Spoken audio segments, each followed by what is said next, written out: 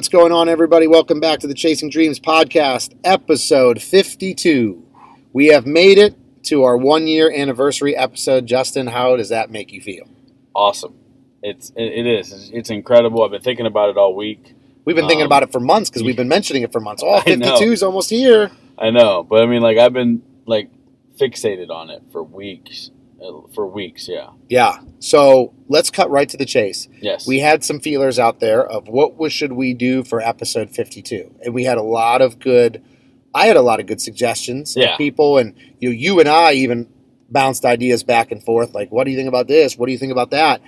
And ultimately, what we did was we came to the conclusion to do an entire year in review. Yes. So from start to finish, where we were when we started the podcast to where we are now and everything that transpired in between.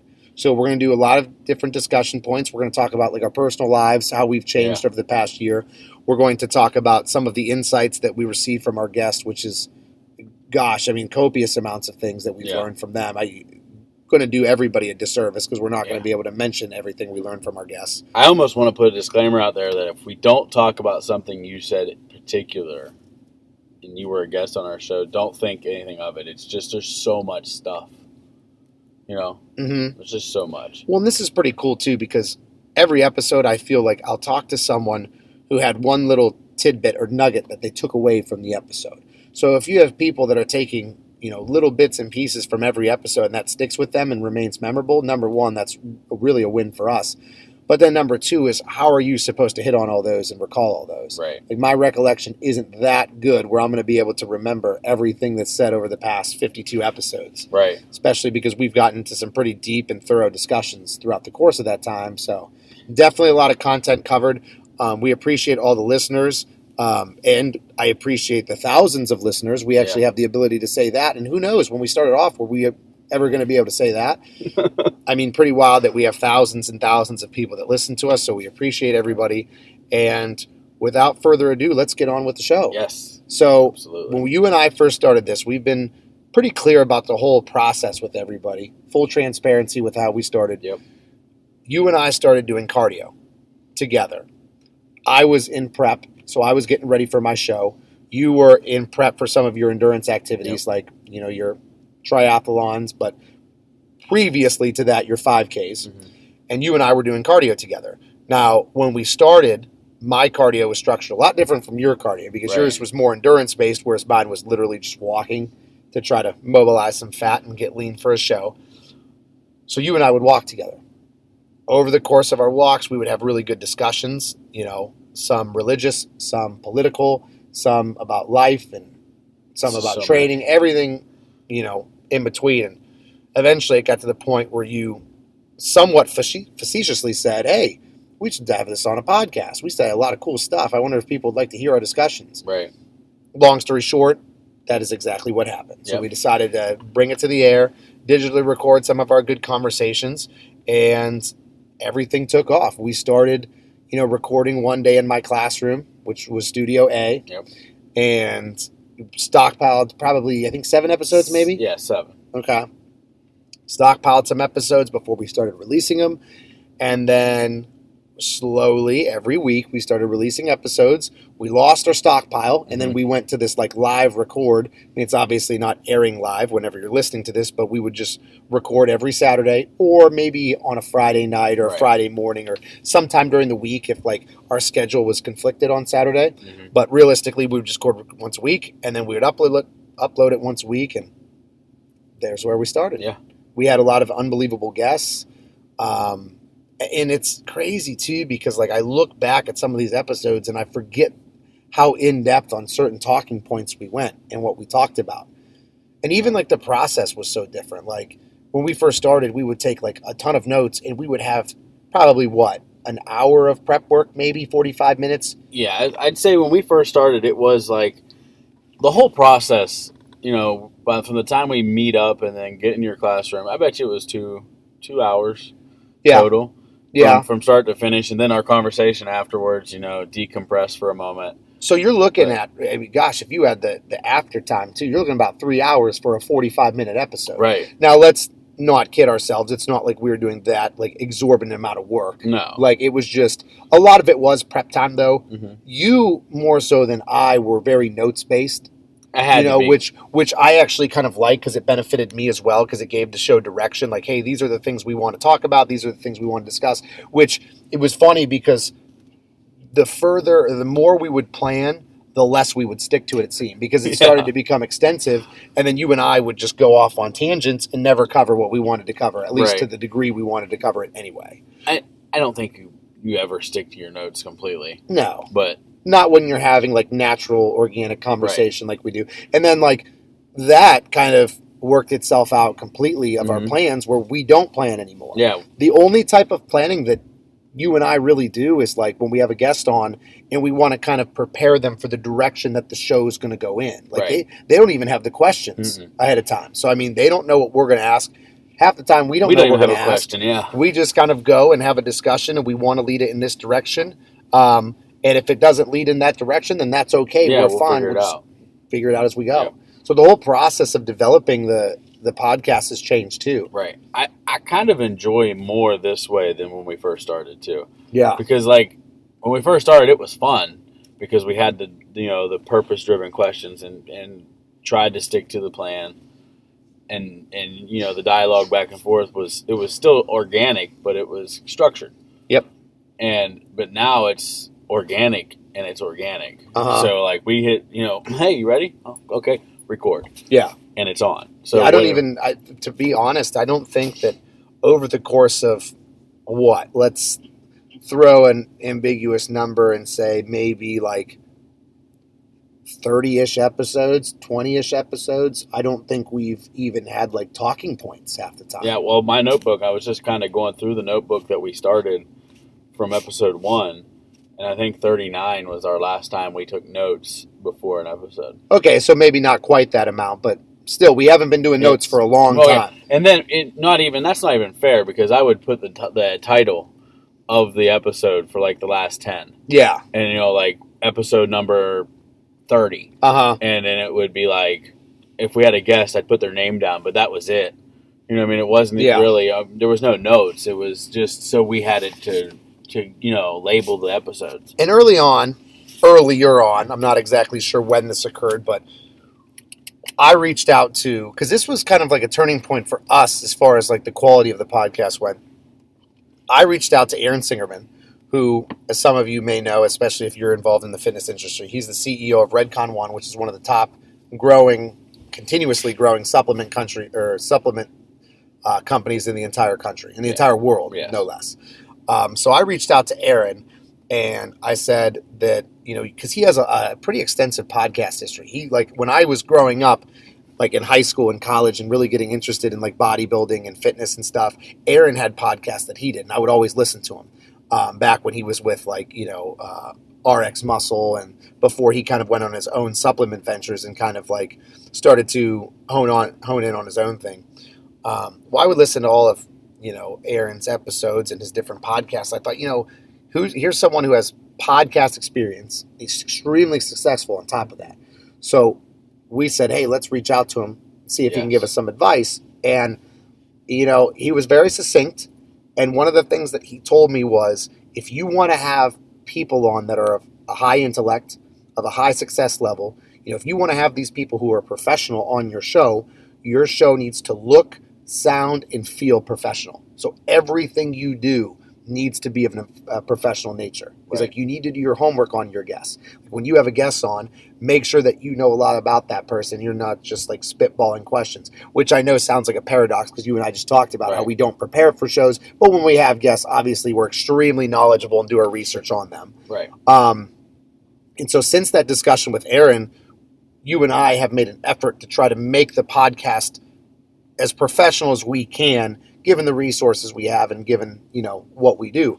Because, think about all the things we've done to make it better. Yeah, we experiment with some microphones. And actually, the microphones we bought worked very well in certain settings. But then in other settings, it actually threw off the acoustics and made it a little bit worse. I think they work good in Studio A, but everywhere else it was bad. Yeah, Studio A was great, and everywhere else was bad. And then when we had guests on, since we only had 2 of them, we kind of had to share them. And So that's something that I would like to improve on going forward. And we've talked about it, but like we need to research what type of microphones are the best, headsets are the best, and go from there. But right now with the current climate for the country, with the COVID, so it's hard to get like studio space. Yeah, because we've been pushed into Studio B and C because of not being able to go inside your classroom. So, I think once this all kind of works itself out, we will be able to locate a solid studio, for lack of a better word, studio. And that'll be like an organic thing that we just come across. And so that's one way we'll continue to improve, as Aaron said, with the look, sound, and feel professional. But then look at all the things that we've done. For those of you that have been listening from the beginning, there's like a myriad of things that we've done to improve the quality. So like when you listen to the first several dozen episodes, it was us recording and then we upload it and that was it. Right. Like, there was no editing. And I use the term editing loosely because it's not like we do too much editing now. We don't edit anything out. We don't take any content out. No, it is what it is. But we have added an intro song. Yeah, that's cool. And an outro song, because it's the same song, it just actually cuts. So it's like the beginning of the song, and then our show, and then the ending of the song. So it meshes together very well. And we've talked on different episodes, one in particular, about how we came across the song. Yeah. So, we were working to try to find some music for our podcast, and we had some of those sites that you can get music from for without having to worry about copyright infringement and all that stuff. And we were listening to a couple, and you came across that one. I actually sent you. I sent you a different song by the band, and I said, "How about this one?" And you looked through their stuff, and you're like, "Dude, I really like this one." And it took a little bit. It's Valley of the Wolves or Valley of Wolves, and it took a little bit for the song to grow on me. And then I liked the message. And the more and more I listened to it, the more like, yeah, I really, really like this. I got thoroughly enjoy it. It wasn't just something that was catchy. Yeah. Like you said, when I seen it, I sent it to you because it was catchy. Yeah. And then, like you said, it's grown and grown and grown now to the point where I'm like, oh, man. And then it just became like synonymous with our show. Like whenever people think of our show, they think of that song, or when they hear that song, like, oh, it makes me think of your podcast, which is pretty cool. Yeah. That like, we have enough relevancy for songs to get recognized or synced in relation to us. I mean, it's wild. Yeah, I can't. I'm so grateful for the people that are listening. You know what I mean? Because like you said, like I had somebody reach out today and say that one of the posts I posted on Instagram was awesome. And I'm like, I've like literally never had that. Yeah. And it's, this guy, and he's followed us from like, literally from like day one. Mm-hmm. And I don't even know who he is. He's just random, it's just incredible. Yeah. And then when you go and continue to like the professional stuff, like we work with Nick Gennaro, who we've actually had on an episode before, to kind of get our feet under us as far as like a design and a logo, because we wanted somehow to kind of get like recognition. Mm-hmm. You know what I mean? Not personal recognition, but for people to recognize the show. Right. Because like it's essentially like branding and marketing, because that's important. And like, so when you think of the Chasing Dreams podcast, what do you think of? Who do you think of? How does it make you feel? What do you visualize? It's like when you think of, I don't know why this pops in my head. It must be good marketing. Home Depot. Mm-hmm. You think of the orange color, right? And you see the logo and you know what it stands for. When you think of McDonald's, you think of the golden arches. You see it, you recognize it. It's very thought-provoking. So we wanted to come up with like, some type of logo or some type of emblem or something that symbolized us so people would recognize us. Right. And like then our own little swoosh. Of course, yeah, our own little Nike swoosh. You're right. And then from there, we even now, just last episode, we have commercials now. Yep. So instead of giving like our little reads and our plugs to sponsor, we actually have commercial that we're implementing. So, and hopefully more to come in the future. Absolutely. So let me allow myself to divulge and give a little bit of a shameless plug here. If you're interested in sponsoring the Chasing Dreams podcast for your own commercial, you can contact Justin and I. And by this time, if you don't know where to contact us, then you must be living under a rock, because we've thrown it out there a million times. So that's kind of where we went with the podcast side of things.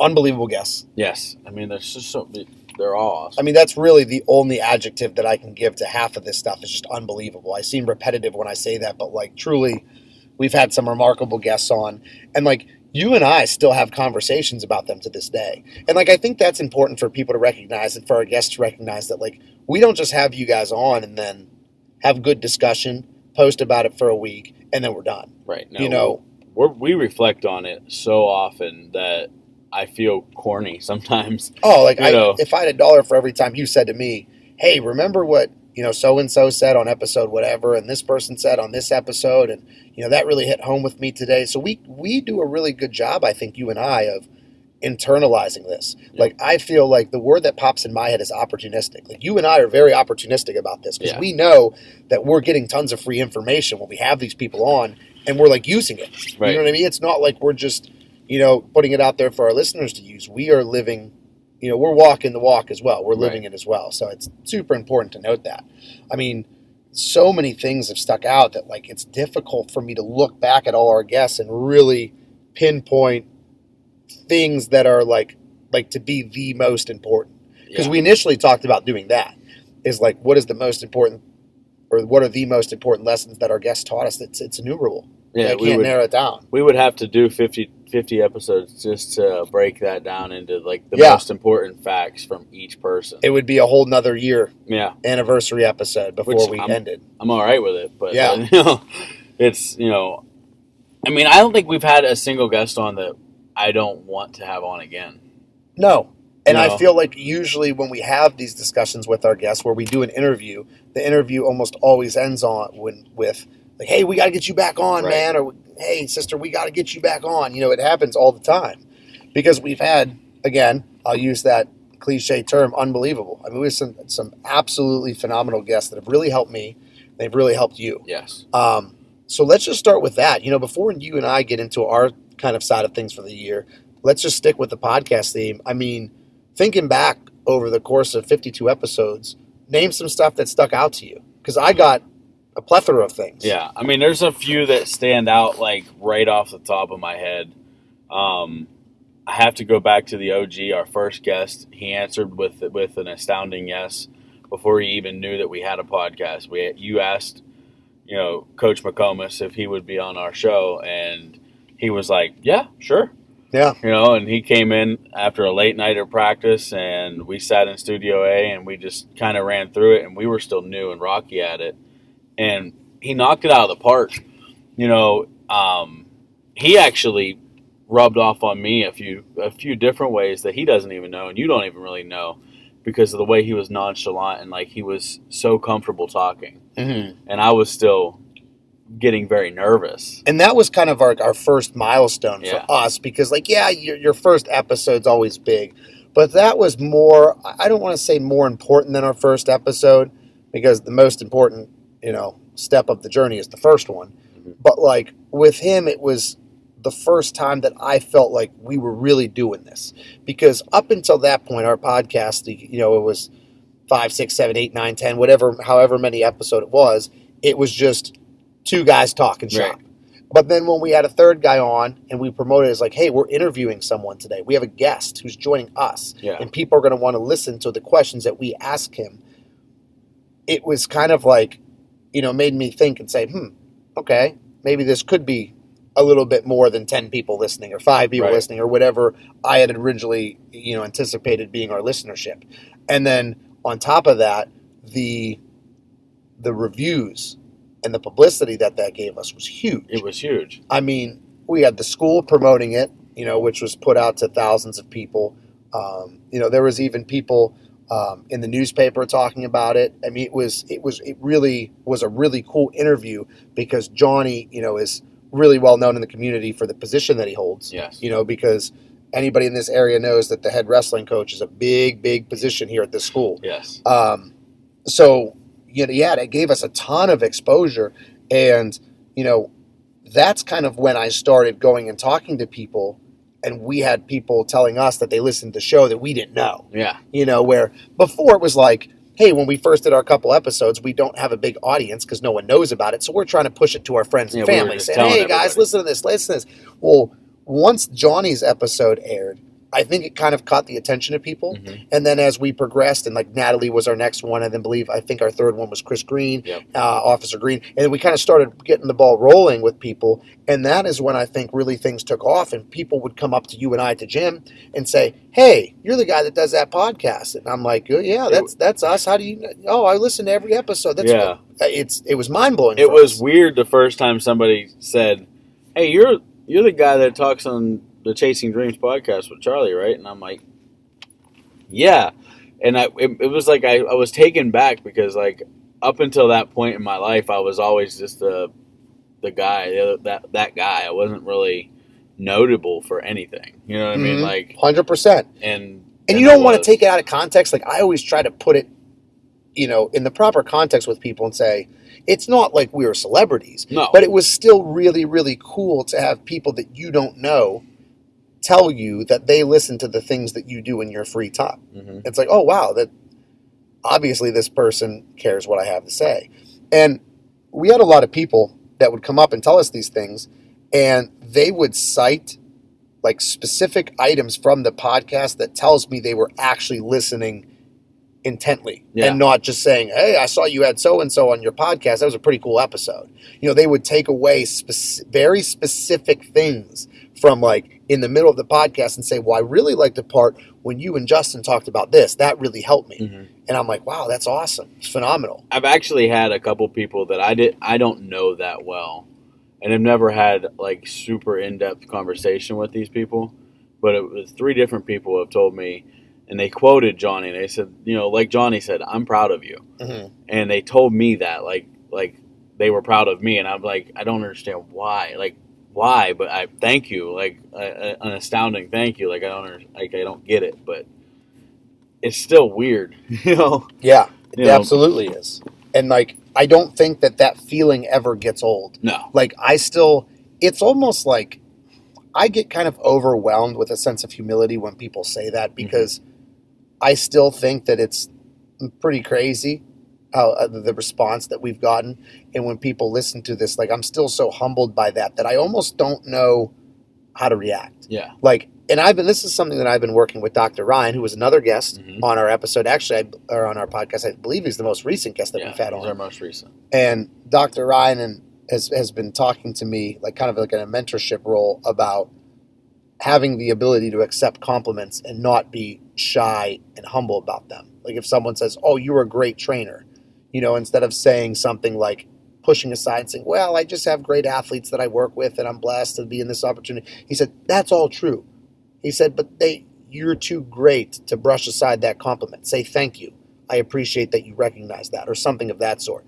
So like, I don't want to make it sound like I'm deflecting the compliments here, but it still is. The only word I can think of is surreal to think that we have literally thousands of people that listen to us on a regular basis. It's pretty cool. And the feedback's been phenomenal. It's been very widespread. I have people contact me from all over the place. It's not like it's just our little tight-knit community, which is how it started. Of course, naturally, it's going to start at home and kind of grow abroad from there. But it seems like it really took off pretty quickly, and it really started once we started doing interviews. I agree. And I think that just goes back to the point that we initially made when we started this whole thing is this is not just you and I. Right. Like this isn't about us giving information. This is about all of our guests giving information. And us and our listeners being able to receive information from people that actually know. Yeah. And think about, over the course of the entirety of this year, think about how many unbelievable people we've had on. We've had on, everybody from world champion powerlifters, different professional athletes like Shannon, who's like our sponsor. Doctors. She was a professional athlete, is a professional athlete. We've had doctors on. We've had missionaries that travel out of the country to, help in third world countries. It's really crazy to think the diversity of people. And that was kind of like our mission statement. Right. When we set out for this initially, you and I, one of the first things we did was we developed a mission statement. Right. And we said that we want to put this on paper for what we have planned.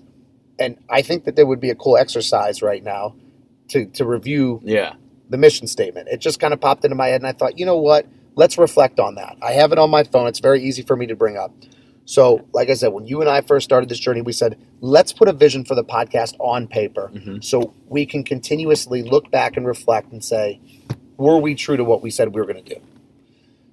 Here is our vision for the podcast. There was a 3-pillar item. You know, we had 3 bullet points that we listed out. The first was provide listeners with self-management skills necessary to develop long-term and short-term goals, along with the inspiration and knowledge to achieve them. So essentially getting people to plan out their future, plan out what their dreams are, and then the motivation and the knowledge base to go chase them. Yeah. Hence the Chasing Dreams podcast, which I would think that to a small degree you and I had a role in that, but I think we definitely achieved that with our guests. Right. I've had a lot of people, especially recently, that I didn't know listened, ask me questions specifically about time management. Yeah. So that tells me that we're achieving that part, because that's one of our chief. Yeah, that's one of our chief talking points. It has been since the beginning is time management. So and I think that the reason that we talk about that is by no means are we experts, but it's something that you and I have both had to experiment a lot of trial and error with, is being, good time managers. Second bullet point, provide personal insights regarding our own goals and dreams in order to lead by example and show the importance of accountability. I think that we have done a very good job of that. Personally. Yeah, I agree. And I like the part of accountability because one thing that you and I have never shied away from with the entirety of this podcast has been hiding from failure. Right. We talk about it all the time. Our listeners know that we're very transparent with things. And you and I are never afraid or ashamed to show shortcomings. Right. So I think that the lead by example, I think we've done a really good job with that.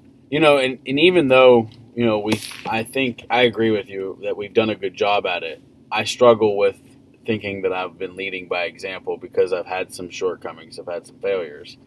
But that's just part of learning along the way of how to grow and accept a failure and use that as fuel to continue to succeed. Well, it's kind of a paradoxical statement to say that those two coexist. Yeah. Like, how can you lead by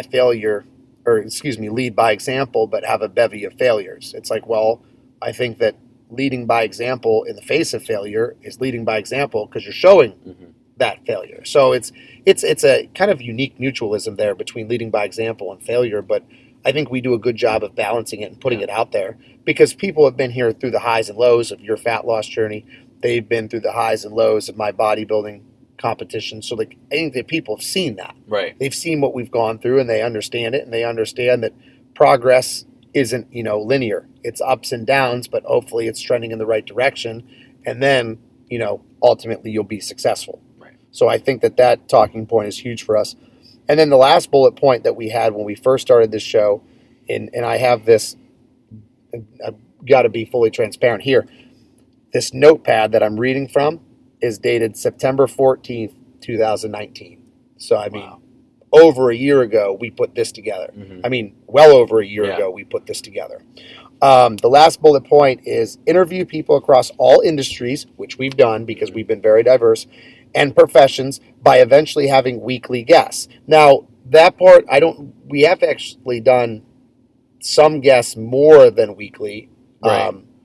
Well, I shouldn't say that because the way we release the episodes, but we've had not weekly guests on, but we've had them on frequently. Yeah, I think that weekly guest is still a goal, right? Yeah. That's one of our goals is to get to a point where every week when you hear Charlie and Justin talking, it's going to be with a guest. I think there's also some importance for you and I to have reflection periods. Yeah. So we have a guest on and then we kind of chill with our discussions between you and I for a little bit, just because then we can reflect on what the guest said and really let it set in instead of bouncing from guest to guest, because I feel like our guests are so valuable that it's almost information overload at that point. So, but definitely a goal in the future. These guests will be selected based on accomplishments, personality, following, and the quality of their message.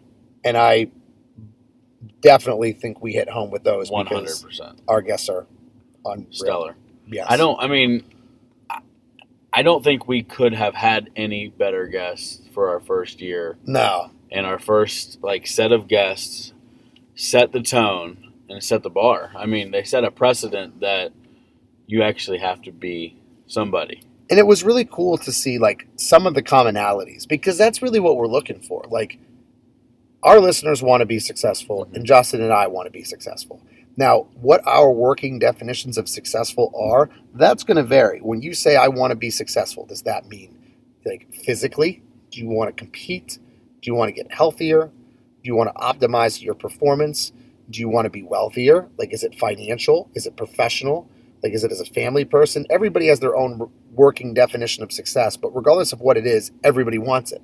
Right. So our goal is to find people who are successful and then connect the dots for them all. So like, okay, we have 10, 15, 20 people that are all highly successful. We've interviewed them all. Where's the best fit line between them? What are the commonalities that these people all share? So you and I can pick apart and connect the dots and itemize it and say, these things are the most important. One of the things that you brought up, and I think is a great point, is they've all talked about the support of family. Yes. It was ironic from like week after week after week. We had these guests on, like not every episode, but I mean, every time we'd have a guest on, I'd be sitting there thinking about it, and the irony would be popping in my head. Like, I heard Chris Green say the same thing. I heard Johnny say the same thing. I can't believe the amount of our guests, the similarities between them with such a diverse field. I mean, we've had everything, like you said, from teachers to councilmen to cops to doctors and professional athletes. It's like, yeah, it coaches, in all different realms, and they all have had, that best fit line where one of their things that was similar was how much they put in family. And yeah, and that's what makes it even wilder, is the fact that, as you mentioned, very diverse population that we interviewed. So you have Josh Morosi, who's arguably pound for pound the greatest powerlifter or squatter to ever live. Yeah. And you look at him and say, how do you get successful at powerlifting? What's it take to be the best in the world? One of the main things he continued to harp on was my family. You have Liam Kearney, who's a Division I football player, who does missionary work out of the country in whatever free time he has. He spends his summers training to be one of the best athletes in the country, and likewise, he's one of the best people in the country by the service that he provides when he goes to these third world countries and works with people with disabilities and works in poverty. And what did he say is the key to his success? Oh, well, I had a really good upbringing and I had a really good family. You talk to, Coach Jordan Williams, who spent a decade at one of the best wrestling programs in the state of Ohio as like the spearhead and the leader of that program. And everything that he preaches from the wrestling community is family. And you just saw it between every single person. Shannon, who we had on, Shannon Knorr, who is the CEO and founder of Beast Mode Baking, which is the primary sponsor for our show, underwent hospitalization at a very young age, overcame teenage pregnancy, overcame severe eating disabilities and hospitalizations, overcame dropping out of high school. Right.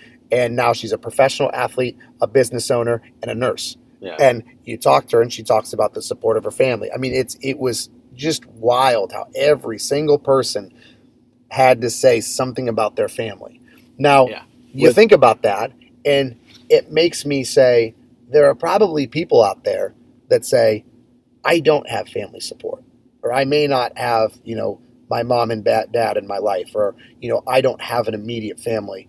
But I think that when we talk about the term family, we need to be pretty liberal with what that definition is. Yeah, because you can have a family and it not be blood. You know what I mean? Mm-hmm. Like, it could be your support system, the people that you surround yourself by can be family. Yep. Teachers can be family. Yes, absolutely. Training partners can be family. Friends can be family. I think that you, and by you, I mean everybody, needs to look at the people that are most impactful in their lives.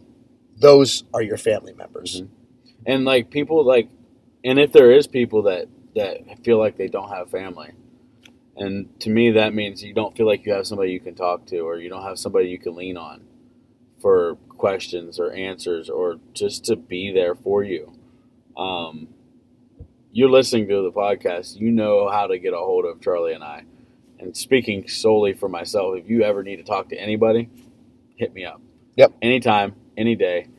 I am always open, and I will always answer you back. I don't not answer because somebody's answered for me.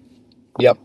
And I think that that's an important talking point is when you need that family support, like you and I could be that family. For sure.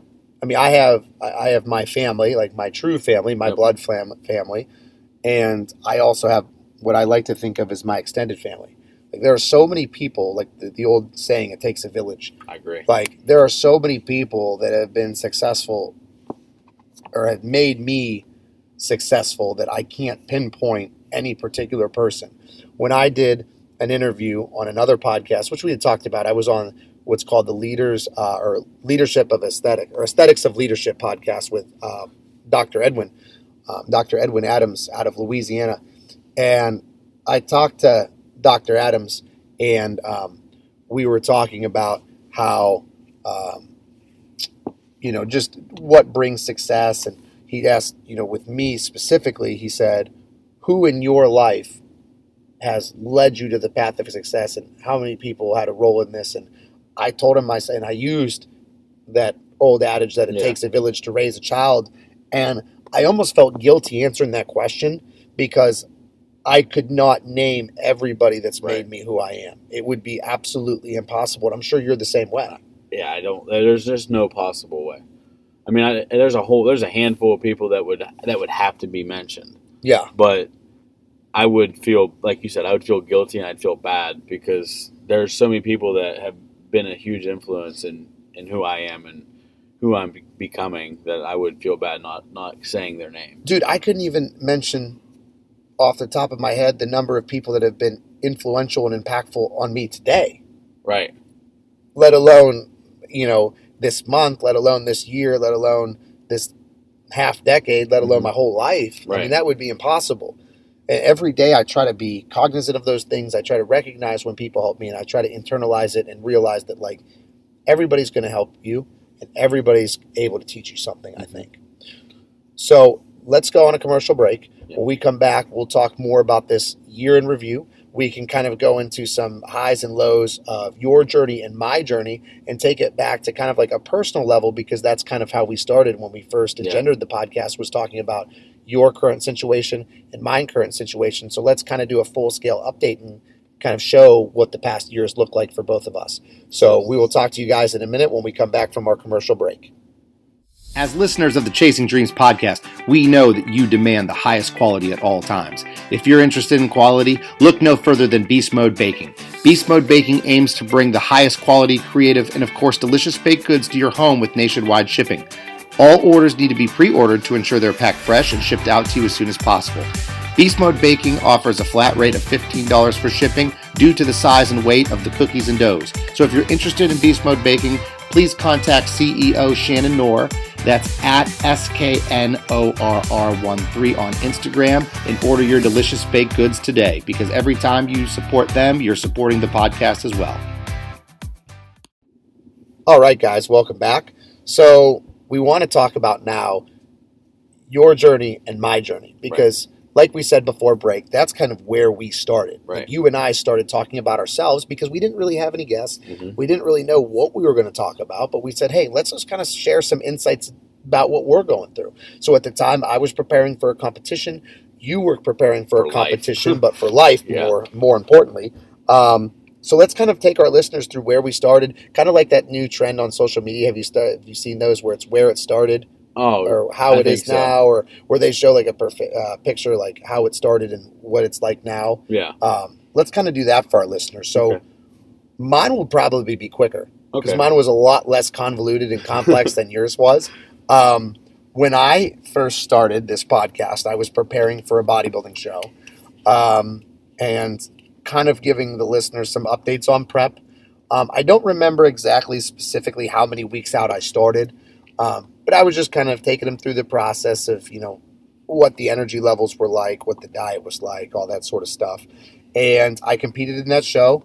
I did very well at the show. Mm-hmm. And then I slowly transitioned into the off season. And now one of my things that I've been pretty adamant on kind of before that show and since that show when I worked with Austin, or have been working with Austin. And for those of you who don't know, Austin Stout has been my bodybuilding coach for, God, oh my goodness gracious, it's been 3 or 4 years now that I've worked with him. Right. So it's an unbelievable amount of time. And Austin and I have worked together for years. And one of the things that he's also been a former guest on the show, so go check out his episode. He actually talked about the downfalls of being too successful, in a sense, or in the context of people who are successful have some negative traits too, or things that can derail that success. So it was a great episode. We love talking with Austin. So one of the things that Austin's taught me the importance of is treating the off season like a prep. So I was one of those people previously, when I would get ready for a show, the flip switches. Mm-hmm. It was like, okay, it's showtime. And he told me that one of the things that was holding me back, he didn't really tell me this verbatim, but he in a roundabout way made me recognize this in myself, that one of the things that was holding me back was the fact that I was able to flip that switch. If you're doing it the right way, you're not able to flip that switch, right? Because you're taking your off season or your growth phases as much as your cutting phase, your competition prep. So that's one thing that I've tried to take away, this past year and be better at, is treating everything on high alert. Like, I treated the off season with no sense of urgency, because people say, "Oh, when you compete?" No, I'll compete in 2 more years when I put on size. And, I'll compete when I put on more size. I'll compete in a couple years or whatever. Lo and behold, I took like 3 years off from the stage. And when I got back on the stage, I was in the exact same weight class that I was 3 years prior. Right. Now, granted, I was better, and what Austin and I really did worked. But, I felt like I did myself a disservice by making excuses. Oh, I can't eat any more food. It's hard for me to push the calories that I need, blah, blah, blah. I'm busy because I'm coaching football or coaching wrestling or doing this or that. I have too many clients at the gym. And, I was making excuses. I was following the plan, but I wasn't allowing the plan to grow as rapidly as it could have. Right. And I felt completely responsible for that. And so something that I've been trying to do, and it's an ongoing process, is continue to take everything more seriously. I've done that professionally. Like, I've taken all of the clients that I train very seriously, whether it's my online nutrition clients or my in the gym clients. I take them very seriously. But I wasn't taking the things that I wanted to do seriously. Right. And I would brush it aside. And I felt like that limited my professional growth. So one thing that I have learned over the course of this past year is treat everything seriously, even when it comes to your own time. So that's something that I've kind of, grown in a sense. I like it. Now, your side of things has been a lot more, I don't want to say inconsistent, because I don't mean you've been inconsistent, but there's a lot of inconsistencies, as in you've tried to get better at different things. Yeah, whereas mine was pretty much just like, this is what I'm trying to do. This is what I have to do to accomplish it. I'm just going to keep hammering away at the sculpture. And this is what I can think of, is if I think of an analogy, like, I have a painting. I know what I'm going to paint. It's going to take me a long time to paint it, but I'm going to keep working on it. Whereas you started painting, changed your mind, changed the paint, bought different color paint. Okay, I want to paint this now. And we're kind of, I don't want to say all over the board, because it's not like you couldn't make up your mind, but you did some goals, accomplished them, set your sights on something else, and that vision kind of changed, which is the natural progression of how people are going to go. So kind of give us an idea of where you started. So, I guess the starting point, I want to go back a little bit farther than this year, just because the one thing that stood out to me the most was when I was flipping through like our show notes from the earlier shows, was in 2018 we went on a family vacation, and we went to the Hard Rock Cafe, we went to some kind of murder mystery show or something. When we were waiting for the show to start, we were sitting around like a fire pit kind of setting, and they had these really heavy duty chairs, like made out of 2x4s.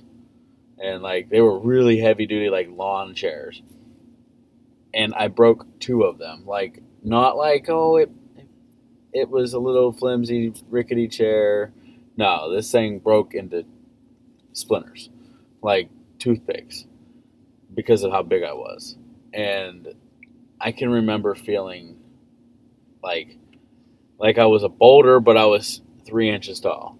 Like I couldn't figure out what my feelings were about that situation. And then I'd seen that in the notes, and I'm thinking back to this past week whenever we talked about it on the last episode, how I'm remodeling my house, and I have like this old A-frame ladder that's from like probably like the early 1990s. It's like been my family for a while, and I think that I seen that the weight limit on it was like 300 pounds or less or something. And it's like real rickety and sways and it's not real sturdy. But I was standing on that thing and painting my whole house. Mm-hmm. And I'm like, I needed that. I needed that thought to come into my head because like I felt kind of, like I said earlier, a lot of failure this past year. Just because, like you said, I changed my goals so much that they were so polar. Like there was like polar opposites. I feel like the measuring stick was like almost like a downfall in the sense that to replicate that would have been impossible. I know. So like the previous year, you lose, over 225 pounds in 1 year. So you're using that as like the litmus test to how this year should go. So even if you lost another 100 pounds, in essence, that almost kind of it kind of parallels failure in your mind because it's like, that's not what I did last year. So I think that you said when you were feeling like this year was filled with failures, I think that that's inevitable based on how amazing of a year you had prior, right? Yeah. Like, don't you think that's going to factor in and say like, oh, well, man, I feel like crap this year because I didn't do anywhere near what I did last year. No matter how much productivity you have, you're inevitably going to feel like that. And then if we rewind way back, before I started this journey, before I started this podcast with you, before I even met you, even knew you existed, when I was 526 pounds and just climbing just rapidly, on a rapid climb and a rapid decline in my life and livelihood, a dream of mine was always to be a father. And that was like a trigger point, I think, for me, was whenever we talked about it in episode 1. I think I talked a little bit about how my wife had a conversation with me. And that was part of her conversation was she was afraid to have children with me because of my size and my poor health. So that was a huge trigger for me because I've always wanted a family. And now, in just like a few months, my wife's going to have our first baby. And I have, by myself, remodeled our whole house. Now, I've had help. I've had, a hand with painting or a hand with ripping up carpet or, but by myself, I've learned, I've grown into being able to do these things. And that's only, like, all that credit goes to losing weight. And all that credit goes to having a goal and having a dream and chasing it. Mm-hmm. So, I mean, I guess that's kind of this year, like we said last week and the week before, where I'm up 45 pounds this year. But like you said, my goals changed. I wanted to get strong. So I spent a big portion of this year driving calories up and driving my lifts up. I mean, I put 100 pounds on my squat. I put 180 pounds on my deadlift. Bench didn't go up too much, but I definitely got stronger on the bench. Just the overall weight didn't go up too much. But so it's hard. Like I like the way you put that. It's really hard to measure the success to failure because of 2018 to 2019. I lost 226 pounds. And I feel like too that you could say that, and you could also maybe think of that discussion point as holding you back. Not you personally, but anybody. Right. Where if I were to look at doing another competition this year or this upcoming year in 2021, and I say, well, it's kind of hard to beat last year when I won my class because I won the show last year. So, it's kind of like, why not say, I can top that. Mm-hmm. I can do better. I can do better than that because, I mean, if you think about it, if that was as good as you can do, then that's as good as you're going to get. Right. So, like, am I okay with winning my weight class at the Mr. West Virginia show? Or do I want to go above and beyond that? Do I want to go further? Like, are you okay with being under 300 pounds? Or do you want to go beyond that? Like, it's like, at what point do you say, okay, that was sweet. That was really, really hard. I may not top it, but I'm sure as heck going to try to top it or whatever. Now, obviously, when you talk about weight loss, like, that is literally impossible. Mm-hmm. Like, there's going to be a point where you can't lose more weight than 225 pounds because you're going to die. But I mean, the effort or whatever that goes into it, or the consistency that goes into it, or whatever, like, always, and Dr. Ryan said to me one time, and gosh, I'm going to do it a disservice because this is my problem, dude. I have all these good quotes, but I never remember exactly how they go. And I'm like, oh, the message is clear, but the way that I communicate it is poor.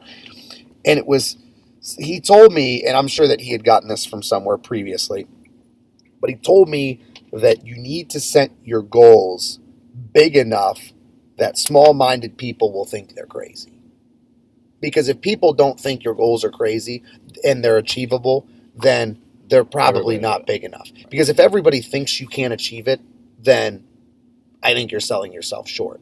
Like, if I said to myself, I want to be able to bench press 400 pounds, and everybody says, oh yeah, you can do that, man. I bet you got that in a year or whatever my goal is. Okay, well, I'm kind of underselling it then. Because I want at least a couple people to tell me I can't, because that tells me I'm really striving out there. Now, I think that if everybody tells you can't, or there's no realistic possibility, then maybe you might need to reassess, at least if it's a short-term goal. You need to reassess and then go from there. But, yeah, I think that it's important to set those goals and be as ambitious as possible, because if we've learned anything cumulatively between you and I, it's that you can accomplish whatever you're willing to work for. Right. I mean, and I guess that makes me think of, looking up, seeing my pager for the fire department. Yeah. I have, pretty severe dyslexia. So, like, reading is really tough for me. And I set out to join the fire department and get certified and become a certified firefighter. And I sold myself short the whole way through my class, the class portion of of learning it and stuff. And then I sit down to test, and it was like, I know I can do this. Yeah.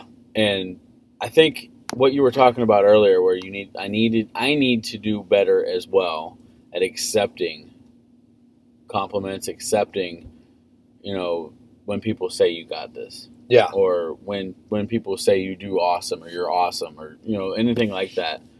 I think I need to do better at that as well, because I would do better at the things I want to do. Mm-hmm. I agree. I don't know, man. And I feel like that's kind of been like your mantra, is like, you always have struck me as a person who tries to do the exact opposite of what your comfort level shows that you should do. So, like, take when you first started losing weight. Like, obviously the initial steps were, I'm going to lose weight to get healthy, but it wasn't very long after you started that you said, I want to be an endurance athlete. And then when you and I met and, started working together and podcasting together and have a friendship and everything, like, I said to you, like, why did you want to do endurance sports? Like, for me, like, that's awful. Like, I could not think of any, like, worse way to spend my time than running and torturing myself. Like, it seems terrible. And you said it's the exact opposite of everything I've ever been. Like, it still is. The discipline, the exercise, it is. I want to go from as unhealthy to the pinnacle of sports performance and health. So I want to go to the exact opposite of where I'm at now, which is cool. And then I feel like you've done that with, like, the reading thing. Mm-hmm. Like, very early on in your and I's friendship, you said, I'm not a good reader, struggled academically with reading. I want to read as much as possible, and I want to get better at reading. And I think that it's so cool how you're very transparent about the things that you're not good at and how you want to get better at them. Because I think that sometimes when people say that you're successful, you get ashamed to show them that you're not successful at everything. So, like, if people say, hey, Charlie, you're a really good bodybuilder, or Charlie, you're a good teacher, or you're a good trainer, or whatever, sometimes I get nervous to like tell them, like I don't even own my own house. Like, I just rent like a very small apartment. I'm not that financially successful. Or, I haven't really done any national level shows, so I've never really put my physique out there against like the best in the country. So I don't really think I'm that good.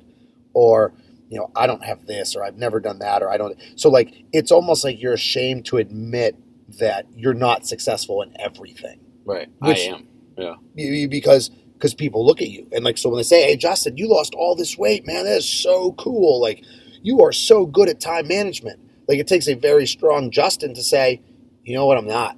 I'm not great at time management. I still struggle with this. I still struggle with whatever. Like, am I a lot better than where I started? Yes. Maybe I'm a lot better than you because you come to me and say, 'Hey, Justin, you're so good at this,' or 'Charlie, you're so good at that.' I may be in a better position than where you are right now, but I'm really not that great at it." And that's where you have to balance the accepting the compliment versus also explaining the reality to the person. Right, because it's hard for me when somebody says, "Hey, man, wow, you've lost 200 pounds." And I'm like, "Yeah, I appreciate that. That's awesome, but I'm still over 300 pounds." Like, it was very, it kind of put it into like a unique perspective for me when you and I were talking one time. And this was when you had lost 226 pounds in a year. No, 227? 26. 226 to the day. Well, but wait. A little bit more in 226 because you were 526 and you ended up at 299 point something. So we were a couple tenths over.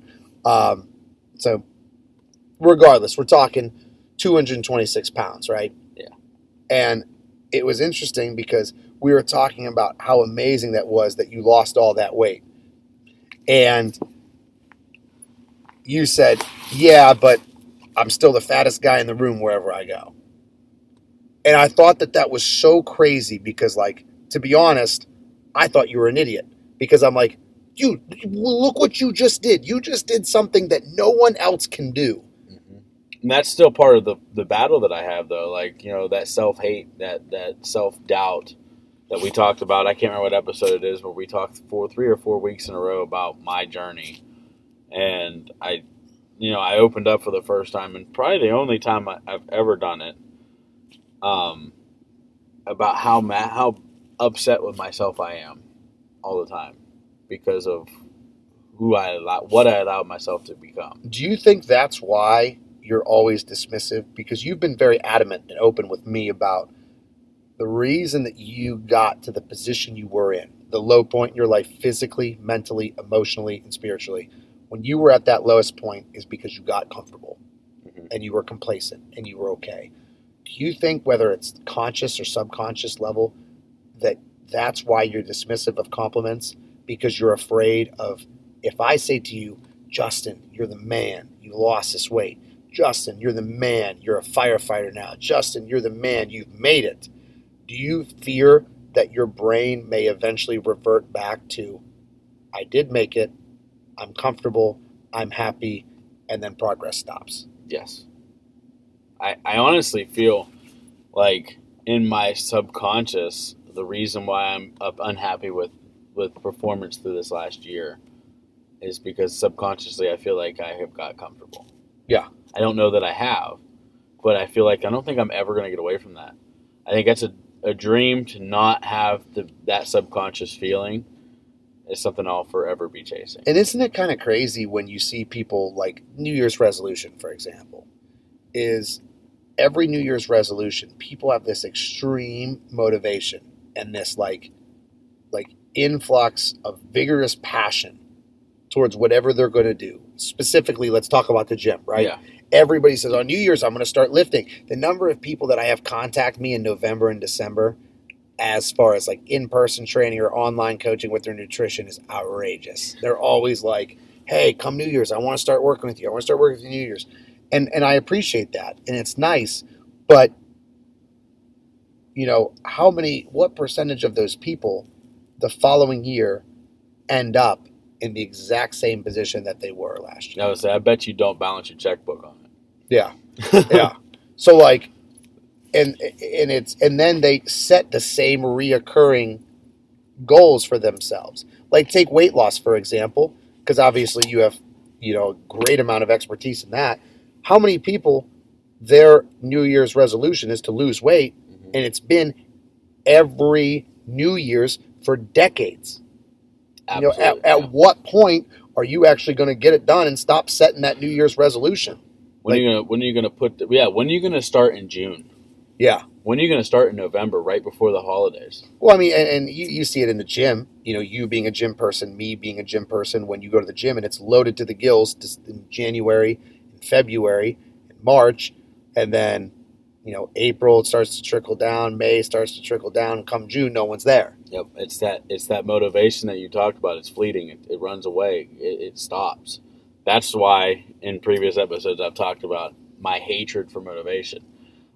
Ironically enough, I kind of dream to be a motivational speaker because I think that I might be able to shed some light on, don't buy into motivation so much as it could start the fire, but you have to keep throwing wood on it. You have to keep stoking your own fire. You have to keep stoking your own journey for you, because, and that was another topic that we talked about for this podcast, this particular show, this particular episode, was talk about the I am in the logo, because the I am portion to me is selfish. Yeah. But your journey, Charlie's journey, Justin's journey, Listener A's journey is selfish. But in that selfishness, you're going to unlock things for other people. It's what's the word? It literally just went away from me. I just feel like you have to start with yourself first. Like, there's the old cliche that you can't love other people until you learn to love yourself. Right. And I can't preach success or help other people until I'm successful in my own right. Mm-hmm. And you are chasing your dreams. Mm-hmm. It is about you. My dreams are my dreams. Justin's dreams are Justin's dreams. And our listeners' dreams are our listeners' dreams. You are enough, as Justin always says. You are enough to chase them. It's all about reflecting on yourself and what you can do to self-improvement. Now, that sounds selfish. And like Justin said, it almost has to be. Like you said, dude, you almost have to be selfish in a sense that when you're first starting off, that I'm doing this for me, because you can't do anything else for other people. Otherwise, you're never going to achieve your goal. Look at what my selfishness has led to. Yes. My selfishness has led to, I'm going to be a father. I'm going to get to do things for somebody who can't do anything for themselves. Your selfishness has led to you losing over 200 pounds, you becoming a firefighter, you participating in 5Ks, you participating in a triathlon from a position where you couldn't walk 400 meters without getting tired. And then the pinnacle of everything, starting a family. Yeah. You're a podcast host. You found a new life in the gym. Look at where selfishness can get you. Yeah. But I sure as heck know you don't ever feel selfish when all the people that you've affected come up to you and tell you how much you've helped them and changed their lives. That's when you get gratification, is if you worry about your own success and you're willing to help people along the way, you will never, ever, ever feel selfish for the things that you've done. Right. Guaranteed. That's kind of like what my wife and I talk about all the time, is our philosophy is we give until it hurts. Yep. However that might be. It might be we might give you love or affection or care or whatever until it absolutely hurts. Mm-hmm. And that's what I tell people. I tell people a lot, and when they ask me how to lose weight or this, that, the other thing, go until it hurts. So when I started walking, I walked it every time I went for a walk. I went until it hurt. And then I went a little bit farther. So, that was a selfish thing, because I could have quit and it not hurt, but the pain was something that I needed because I knew that I accomplished something that day. So I know I jump around so much. I say this all the time. But you're I'm right. all over the board, but it's there's just so much that the reason that why I was so selfish in my journey in the beginning was because I wanted to develop the ability to help other people do this. Because my main focus for weight loss and my portion of what we're doing is I want to help that other guy that's 526 pounds and he's sitting in his chair in his living room and he doesn't know how to get out of that chair. he doesn't know how to put one foot in front of the other. And doesn't it sound funny because you hear it repeated all the time? And I'm sure that you would tell our listeners this a million times until you're blue in the face. But if we can do it, you can do it. Yes. Like, truly. Like, and you and I have been, like, on that train forever. Yeah, episode 1, I just listened to it. And how many times do we tell people, like, hey, we're just a skinny guy trying to get bigger and a fat guy trying to get smaller. Yep. I mean, it's exactly what we're doing. Yep. And that we will always feel like that. And you hear that all the time. Well, if I can do it, you can do it. But, like, I think that we have so much sincerity and genuineness when we say that, like, if we can do it, you can do it. So if there is people out there, or if there are people out there who are, 500 plus pounds that want to lose weight, look at Justin and say, I can do this. If there's someone who's really skinny that thinks I may want to be a bodybuilder someday, can look at me and say, hey, I can do this.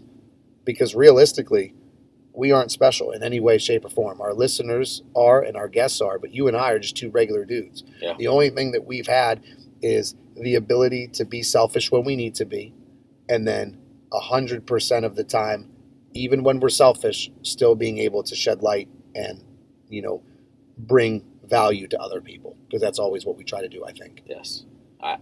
That's always what we try to do. And how much value has this podcast brought to you and I? We talk about bringing value to our listeners and stuff, but holy cannoli, like, this has brought so much value to my life. Yeah. Countless lessons that I've learned over the last 51 weeks, now 52.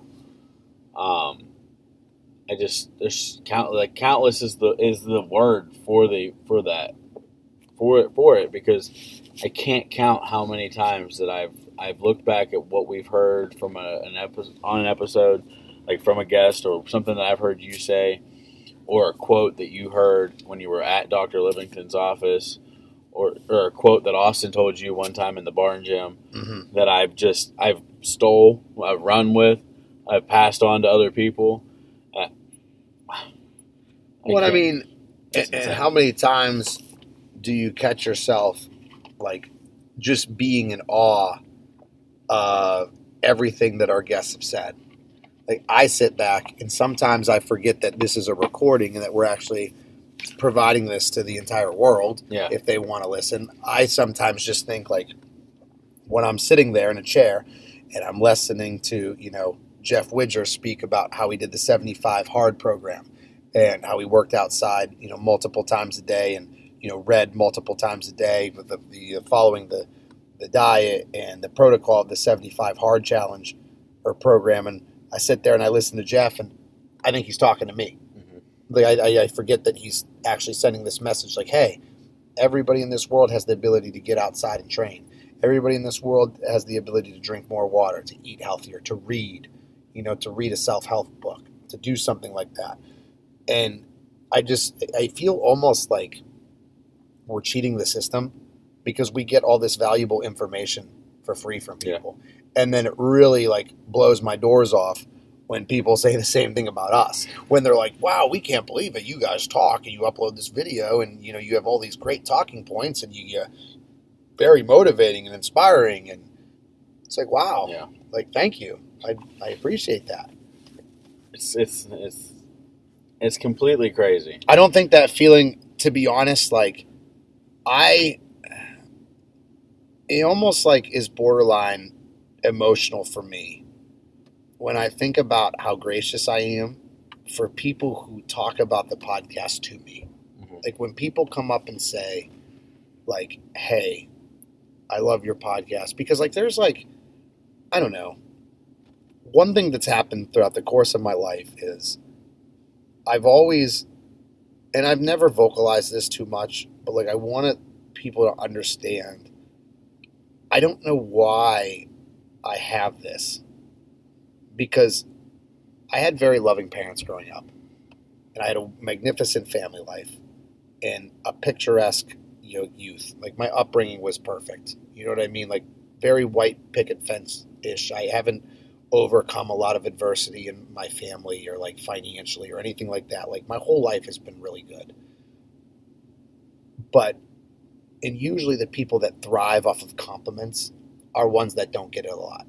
They didn't have a lot of love growing up. And, you would think that someone who's had as much support in a family situation and coaching and from my teachers and from my community and, from the relationships that I had, you would think that someone who has as much support as I do would be kind of dismissive of compliments in the sense of like not letting them affect them. But like, I take every single compliment that people give me to heart. Like, beyond, like, even if someone just says to me like, hey man, I like your shirt and tie. Mm-hmm. Like, I think about that for like hours. Like, wow, dude really complimented my outfit. I look really nice today. I must look nice today. If someone complimented that, like, I really appreciate that. Like, that makes me feel good about, how hard I work to be in a financially independent situation where I can afford nice clothes and I can wear them to make myself look professional. Like, that really means a lot to me that you recognize that. Like, thank you. Or when somebody says like, hey man, like, your hamstrings look real good. Well, I think my hamstrings are a piece of crap. So I thank you a lot. I'm so thankful that my hard work in trying to bring them up at least makes someone think that they're good. Like, right. Thank you very much for saying that. But people, when they give me those compliments, I think that sometimes people, especially like, well, just use bodybuilding for an example.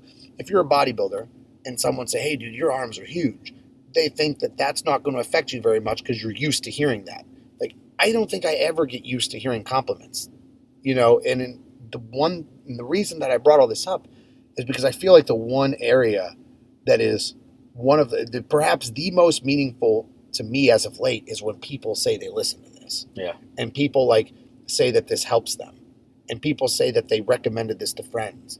Or like, I have people that contact me. I mean, heck, with the Aesthetics of Leadership with Dr. Edwin, he listened to our podcast and interviewed me based on our podcast, so like it will never get old. I will never, ever, ever get tired of people coming up to me, especially like strangers. Like, if my mom says she likes the podcast, that's meaningful, but it's not really as meaningful as when a stranger does it. Yeah, when a random Joe that I've never met before. And it's funny because it's not like people have come up to you and I and said like, hey man, I listened to your podcast for the first time this week. Like, usually it's like, hey guys, I've listened to your podcast for the past like 6 months. I really like it. Like, yeah. Holy cow. Like, bro, you've been listening for 6 months? Why didn't you say so? Right. Well, why would I say something? Right. Well, I don't know. I guess you're right. Yeah. So like those compliments, dude, like, I don't know. I know I kind of went on a tangent there about the complimenting thing, but like, it just means so much to me when people say nice things. And like, I try to kind of like bestow that on other people. I was going to say, I make it a point to try to tell people something nice every day.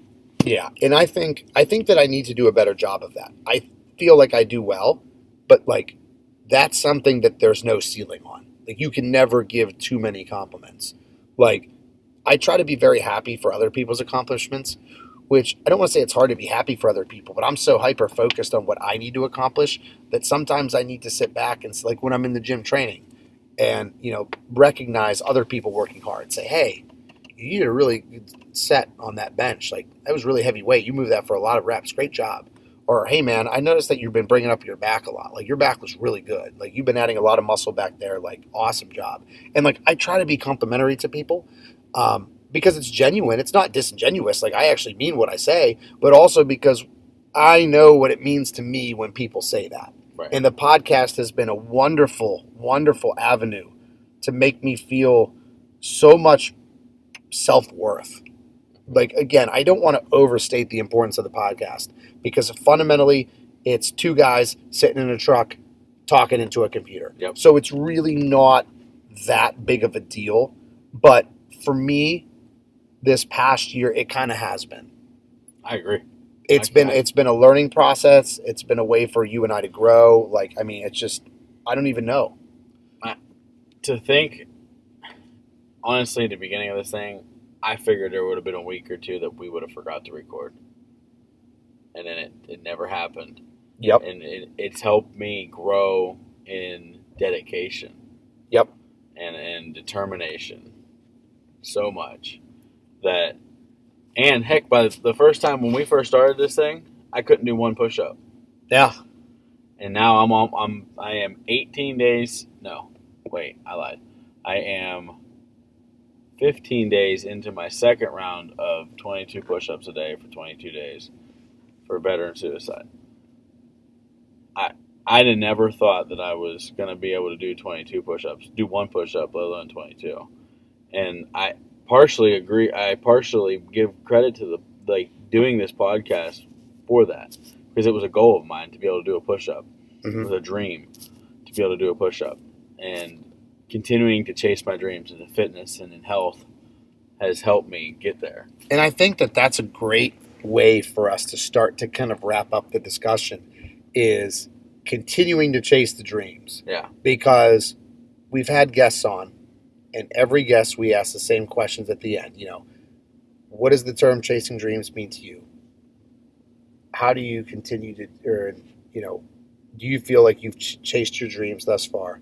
And then how do you continue to chase your dreams and help others do the same? So how exactly are you going to continue to chase your dreams? Like, what's the next step for Justin? What's the next step for Charlie? Like, I really hope that you and I can look back in a calendar year and have this episode number 104 a year from now and look back at it and say, wow, look how much we've accomplished. Because I feel like we've been able to do that this year. This episode, number 52, comparing it to number 1, was like, dude, look at all this progress we made. Right. Like, you couldn't do a push-up. Right. Now, I hope that we can look back and do this in another year and say, oh my goodness, we not only did we make as much progress as we did last year, but we made more. We took it one step further. Like, how are you and I, what are we going to do professionally?